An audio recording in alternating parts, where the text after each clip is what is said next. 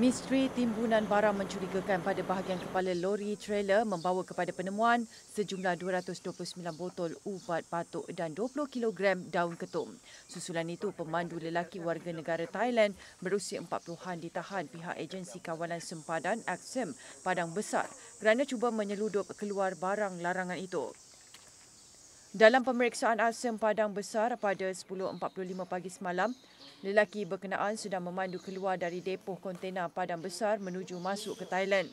Komander Aksam Perlis, Deputi Superintendent Azizan Saman berkata, trailer berkenaan membawa muatan kontena masuk ke Malaysia dan pulang semula ke negara itu tanpa muatan.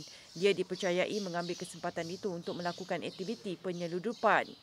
Menurut Aksam, ubat batuk dan daun ketum disorok di bahagian belakang tempat duduk pemandu yang ditutup dengan selimut.